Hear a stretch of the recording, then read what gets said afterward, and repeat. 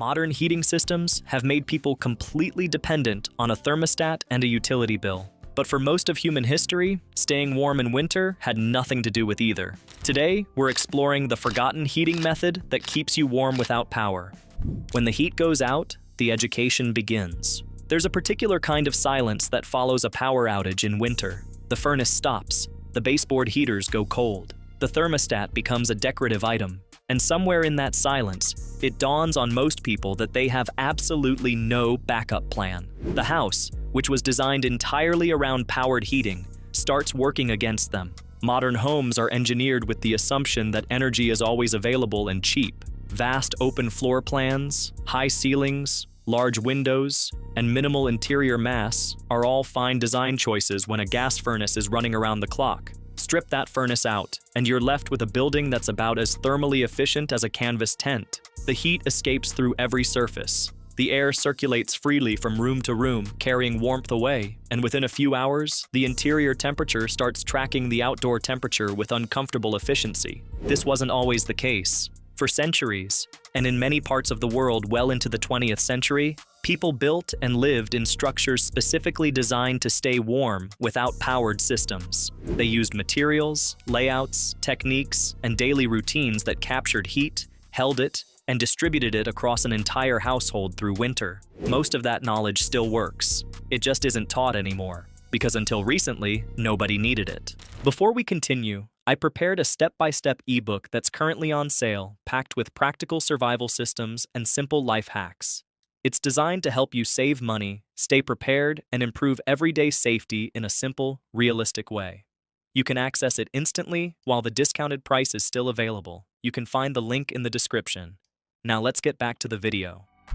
Thermal mass, the oldest trick in the book. If there's one concept at the heart of passive heating, it's thermal mass. The term sounds technical, but the principle is straightforward. Dense materials absorb heat slowly and release it slowly. Stone, brick, clay, adobe, packed earth, and water all behave this way. Light materials, wood, air, fabric, foam, don't. A building with high thermal mass acts as a kind of slow battery for heat. When a heat source, fire, sunlight, body heat, adds warmth to the space, the dense materials soak it up.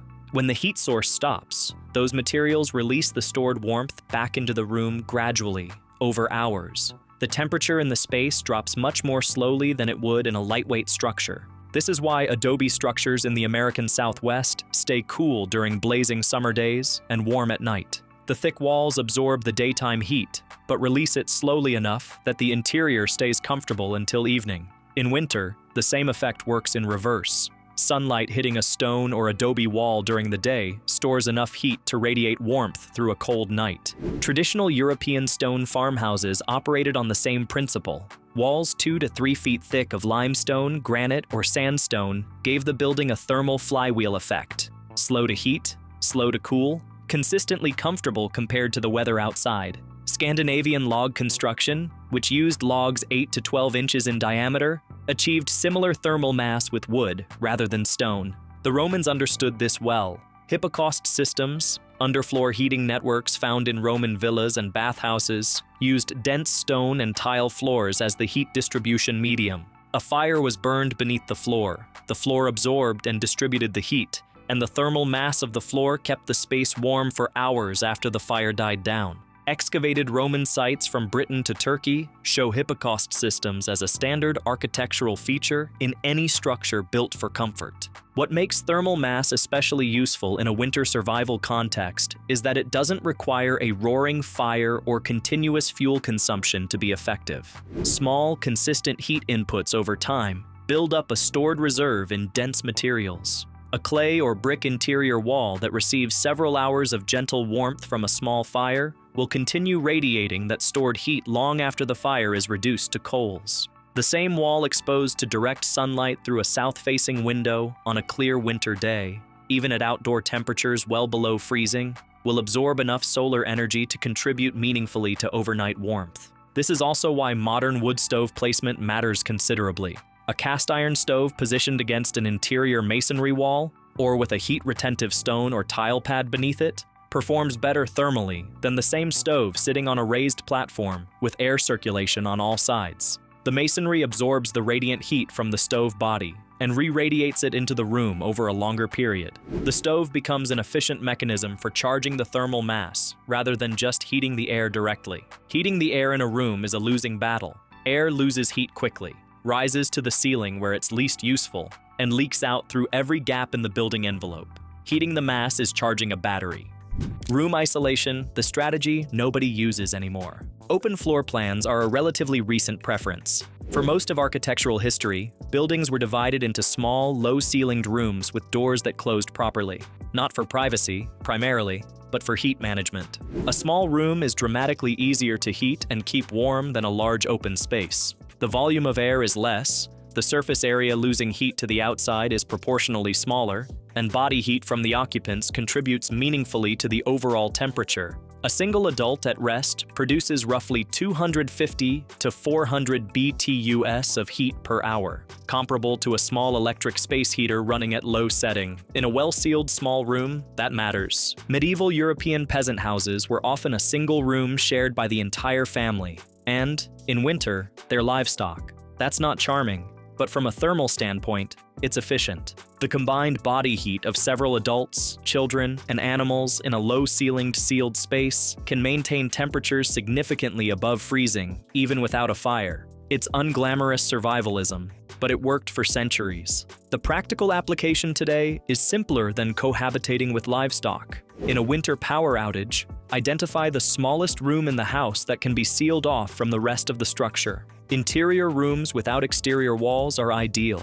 They lose heat through fewer surfaces. Bathrooms, interior hallways, and bedroom closets can all serve as thermal refuges if necessary. The goal is to reduce the volume of space you need to maintain at livable temperature. Hang blankets or heavy fabric over doorways to create an airlock effect between the warm interior space and the rest of the house. This prevents the warm air from the occupied room from circulating into the cold adjacent spaces every time someone passes through. The concept is identical to the entryway mudrooms common in cold climate traditional architecture, a buffer zone between inside and outside that prevents direct cold air exchange. Traditional Japanese architecture used sliding paper screens, shoji, specifically to subdivide interior spaces for warmth management in winter, creating smaller heated zones within a larger structure as needed. The concept of the kotatsu, a low table with a heat source underneath and a heavy blanket draped over the sides, extends this further, creating a microclimate of warmth at the body level without heating an entire room. The logic applies equally to modern homes in an outage scenario. In a standard American house, the kitchen is often one of the thermally strongest rooms. It typically has a gas range that can operate without electricity, appliances that generate waste heat, and activity that produces body heat. If the kitchen is on an interior wall arrangement, it becomes the obvious choice for a consolidated warm zone. Bedrooms can be consolidated, multiple people sleeping in one room rather than spread across the house, to pool body heat overnight. The rooms that are not in active use can be abandoned entirely. Close their doors, stuff draft snakes under the gaps, and let them go cold. Thermal triage is not a failure of comfort standards. It's the same resource allocation that every household before 1900 practiced as a matter of course. One detail that helps considerably: interior doors with proper seals rather than large gaps beneath them. In many modern homes, interior doors have half-inch to 1-inch gaps at the bottom for HVAC airflow in a forced air system. Those same gaps become significant cold air pathways when the HVAC is off. A simple rolled towel or a purpose-made door draft seal addresses this with no tools and no cost. The south-facing window, passive solar heating. Before fossil fuels, architects in cold climates oriented buildings to harvest winter sun as a primary heat source. This isn't mysticism, it's geometry. In the northern hemisphere, the sun tracks across the southern sky in winter at a low angle. A building with large windows on the south face and minimal openings on the north face can collect substantial solar heat on any clear winter day, even when outdoor temperatures are well below freezing. The ancient Greeks practiced this systematically. Socrates is quoted as noting that, in houses that look toward the south, the sun penetrates into the porticos in winter. Entire cities, including parts of ancient Athens and Priene, were laid out in grids specifically oriented to give each building adequate southern exposure for winter solar heating. This approach is referred to by historians as solar architecture, and it predates any combustion-based heating system. Medieval monasteries in northern Europe were often designed with south-facing cloisters, covered walkways surrounding a central garden, that served as solar heat traps. The combination of stone walls, glass or oiled parchment windows on the south side, and a sheltered enclosed space created warming zones that remained usable deep into winter. In American vernacular architecture, the shotgun house design common in the rural South positioned the main living areas along the south-facing wall. Appalachian mountain cabins were typically built into south-facing hillsides, with the main door and windows facing downslope toward the winter sun. These weren't aesthetic choices, they were functional ones. In a modern home, south-facing windows during a power outage can contribute meaningfully to daytime heating. The key is heat retention after sunset. Heavy curtains, thermal window film, or even cardboard and blankets over windows at night dramatically reduce the heat loss that would otherwise negate the daytime solar gain. A window that collects heat during the day and then leaks it all back out through the night has achieved nothing. Covering windows after dark is a routine that pre-industrial households understood as basic winter management. The numbers involved are not trivial. A standard double-pane window has an R value of roughly R2, which is essentially negligible compared to an insulated wall at R13 to R20. A heavy thermal curtain adds R3 to R6, depending on the material and how tightly it seals. Closing those curtains at sundown doesn't eliminate heat loss through glass, but it cuts it significantly. Enough to matter in a multi-day outage where every degree of indoor temperature retention is meaningful. Conversely, on a clear winter day with direct sunlight, south-facing windows can deliver solar heat gain equivalent to a small space heater. A single standard window with good solar exposure can collect 300 to 700 BTUs per hour during peak sun hours. In a sealed small room, that's a genuine contribution. The technique requires nothing: no equipment, no fuel, no infrastructure. It requires opening the curtains in the morning and closing them at dusk, which is exactly what people did before it occurred to anyone to let a thermostat handle the whole situation. The fireplace and its forgotten companion, the thermal wall. Most people with a fireplace think of it as a heating appliance. Technically, it's a worse heating appliance than almost anything else available, because a standard open masonry fireplace sends the majority of its heat up the chimney. Estimates vary, but an open fireplace typically operates at heating efficiencies between 10% and 20%. That means 80% to 90% of the combustion energy exits through the flue rather than entering the room. What a fireplace does do extremely well is heat the masonry around it, the firebox walls, the hearthstone, the chimney mass inside the room. A traditional brick fireplace surround and chimney stack can accumulate enormous amounts of thermal energy over a long fire and then radiate that heat into the surrounding rooms for hours after the fire dies. The chimney breast, the interior portion of the chimney running up through the house, acts as a vertical thermal mass element that distributes warmth to each floor it passes through. The Russian masonry heater, known as the Russian stove or pechka, was designed around this principle from the start. Unlike an open fireplace, the Russian stove routes combustion gases through a long internal labyrinth of masonry channels before they reach the chimney. By the time the gases exit, most of their heat has been deposited into the dense brick or clay structure. A Russian stove is typically fired intensely for 2 to 4 hours and then left to radiate heat passively for the next 12 to 24 hours. It operates at thermal efficiencies of 75% to 90%. Compared to a standard open fireplace's 10% to 20%. The Finnish contraflow fireplace, the Tuulikivi, operates on a similar principle using soapstone, one of the densest and most heat-retentive natural materials available. Finnish winters are among the harshest in Europe, and Finnish traditional heating architecture evolved specifically to extract maximum warmth from minimum fuel over maximum time. It's not accidental that Finland's traditional building culture represents some of the most sophisticated passive thermal management in the historical record. Bed curtains, straw, and the lost art of personal thermal management. Central heating changed not just how buildings were warmed, but how people slept, dressed, and arranged their daily lives. Before it, personal thermal management was an active and constant concern. The four-poster bed with heavy curtains wasn't a fashion statement. It was a climate control system. The curtains drew around the sleeper, trapping body heat within a small enclosed volume, essentially a personal tent inside the bedroom. Combined with heavy wool blankets and a feather mattress, the sleeping arrangement could maintain a comfortable microclimate, even in an unheated bedroom where the water in the wash basin froze overnight. Elizabethan and medieval household accounts routinely describe the warming pan, a lidded metal pan filled with hot coals or embers, run between the bed sheets to warm them before sleep. The concept persisted into the 19th century in rural areas. Heated soapstone or fire bricks wrapped in cloth served the same purpose in households without warming pans. The goal was to pre-warm the sleeping surface so that body heat was not wasted on heating cold bedding from scratch. Straw was an insulation material of extraordinary importance in pre-industrial winter survival. Straw floors, packed loosely or woven into mats, provided substantial insulation from cold ground in stone or earthen floor structures. Straw packed between an inner and outer wall layer, used as wall insulation in timber frame construction, provided R values comparable to modern fiberglass bats. Straw-filled mattresses, the straw ticking that gave us the modern phrase, hitting the sack, provided insulation beneath the sleeper that modern spring or foam mattresses don't replicate.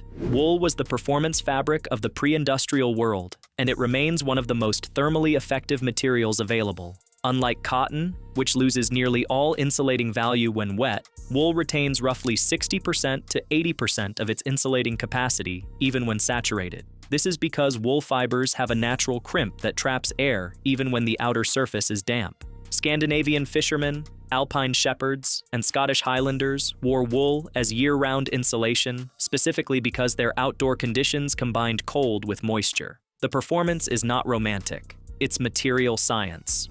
The cellar, the earthen floor, and ground-coupled heating. Below the frost line, which varies by location, but in most of the continental United States falls between 2 and 6 feet, the ground maintains a stable temperature year-round of roughly 50 to 55 degrees Fahrenheit. This is the principle behind geothermal heating systems, but it was also the principle behind root cellars, earthen floor structures, and dug-in shelters used throughout agricultural history. A structure built partially below grade, with walls set into the earth rather than rising above it, benefits from the ground's thermal stability on all buried surfaces. The soil acts as insulation and as thermal mass simultaneously. The temperature inside never gets as cold as a fully above-grade structure, because the ground is always moderating the extremes. Root cellars exploited this directly. Dug into a hillside or below the floor of a barn or farmhouse, a root cellar maintained temperatures between 32 and 40 degrees Fahrenheit through winter, cold enough to preserve food, but nowhere near the outdoor temperatures that could drop well below zero in northern states. The food stored in the cellar didn't freeze because the earth was doing the thermal management. Traditional Native American pit houses, used by various cultures across the Southwest and Great Basin, took this further. The living structure was entirely dug into the earth, with a roof at or slightly above ground level. The combination of thermal mass from the surrounding earth, a central fire pit, and a compact low volume made these structures highly efficient in cold desert winters, where temperatures swung dramatically between day and night. Archaeological evidence of pit houses dates back thousands of years across the Americas, and their thermal logic is sound enough that modern earth-sheltered home builders use variations of the same approach. Draft control, the detail that changes everything. Before central heating normalized the idea of comfortable indoor temperatures regardless of drafts, controlling air infiltration was a primary cold weather concern. Cold air entering a building doesn't just lower the temperature, it actively displaces warm air, which then escapes, creating a continuous cycle of heat loss. Traditional buildings in cold climates used multiple layers of draft control that modern construction has largely abandoned. Double-entry vestibules, a small enclosed porch between the exterior door and the main interior, prevented cold air from flowing directly into the heated space when the outer door was opened. This is the mudroom in modern terminology, but historically, it served an explicit thermal function rather than a storage convenience. Door draft snakes, fabric tubes filled with sand or dried beans laid against the base of doors, blocked the gap where cold air enters most aggressively. Window shutters on the interior, closed at night, added a second thermal barrier in addition to glass. Tapestries hung on stone walls in medieval great halls served not only as decoration, but as insulation against the cold conducted through the stone. Chimney dampers, which weren't standardized in American fireplaces until the 19th century, prevented cold air from pouring down the flue when the fireplace wasn't in use. Before dampers, a board or fitted stone placed across the firebox opening accomplished the same thing. A chimney without a damper is essentially an open hole to the outside, and cold air moving down a chimney can drop a room's temperature noticeably within an hour on a cold night. The concept of infiltration load, the heat required to warm the cold air leaking into a building, accounts for a substantial portion of heating costs in modern homes, estimated by the Department of Energy at 25% to 40% of total heat loss in average residential construction. In older, looser-built structures, that percentage is higher. Managing air infiltration through simple mechanical means, draft snakes, interior shutters, vestibule entries, sealed chimney dampers, was standard winter practice for most of human history and remains genuinely effective today. There's also the underappreciated role of interior air circulation. Warm air rises. In a room with a high ceiling, the warmest air is sitting 6 feet above the occupants' heads, which is the least useful place for it. Traditional low-ceilinged rooms in cold climates, common in Scandinavian farm construction, colonial American homes, and medieval peasant housing, weren't built that way for lack of ambition. Low ceilings keep the warm air where the people are. A ceiling fan running in reverse at low speed, pushing the warm air back down from the ceiling, accomplishes something similar in a modern room. And most ceiling fans have this reverse setting. It's one of those things that's been standard equipment for decades that most people have never used. Clothing indoors, the concept that modern heating buried. There's a slightly uncomfortable truth embedded in most discussions of historical winter survival. People wore more clothes indoors. Not just coats and mittens, more clothes. Substantially more layers, heavier fabrics, and purpose-made indoor garments designed for warmth in unheated or partially heated spaces. The dressing gown, the nightcap, the heavy woolen housecoat, the multiple petticoats of historical women's dress, these weren't merely fashion. They were thermal management. When indoor temperatures routinely ranged from 50 to 60 degrees Fahrenheit in all but the rooms nearest the fire, clothing indoors was not optional. The modern convention of wearing a t-shirt and shorts inside a heated house in January is a product of cheap and abundant energy. The human body maintains its core temperature through metabolic heat, but that process requires calories and produces waste heat that can be harvested through appropriate layering. A person wearing wool base layers, a heavy sweater, and insulated socks indoors will be comfortable at ambient temperatures 10 to 15 degrees lower than a person in light summer clothing.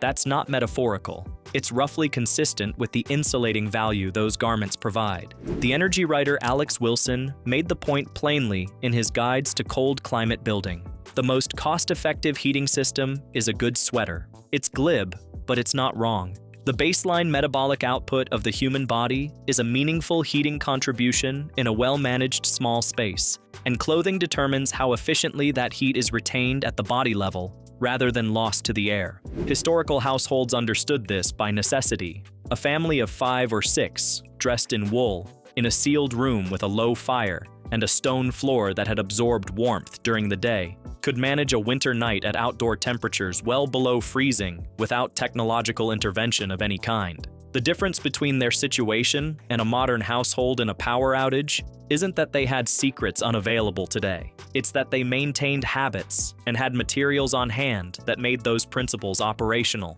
Wool blankets, layered clothing, a sealed room, a door that actually closed. None of that requires a hardware store run or a YouTube tutorial. It requires the decision to treat warmth as something actively managed rather than passively received from a machine in the basement.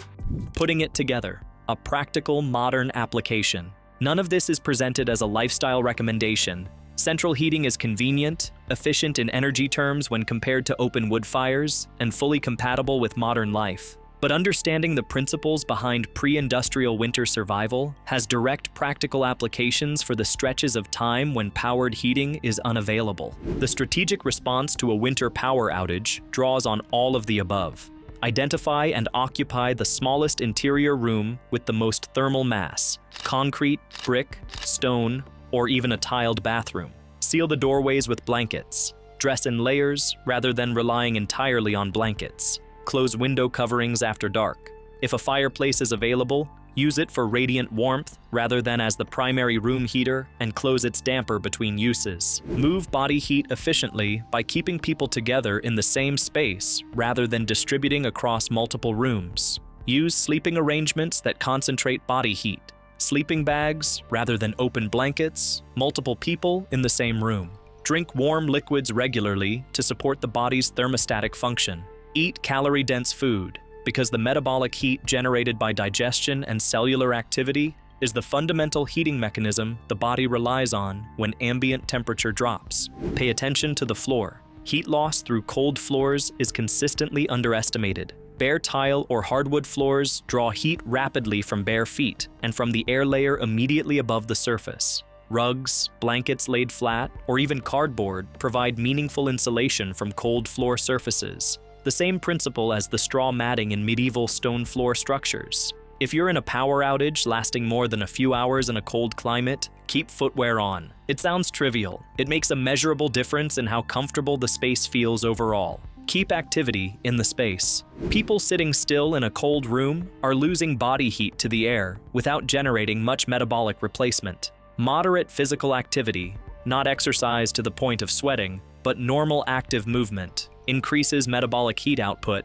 and the body's ability to maintain core temperature. Pre-industrial households understood this intuitively because they had no choice but to be active. The woodpile needed splitting, the animals needed tending, the food needed preparing. Modern households in an outage scenario have to be deliberate about maintaining some level of activity rather than retreating entirely into static warmth conservation. These aren't emergency hacks. They're applications of the same principles that kept humans alive through thousands of winters before any of the powered systems that modern life depends on existed. As survival instructor and author Tom Brown Jr. observed about cold weather technique, primitive people weren't surviving despite their conditions. They were comfortable within them because they understood them. The knowledge isn't gone. It's just been sitting in the attic while the thermostat handled everything. If this video gave you something to think about, hit the like button. It helps more people find this content. And subscribe to the channel if you want more practical history and survival knowledge that actually holds up.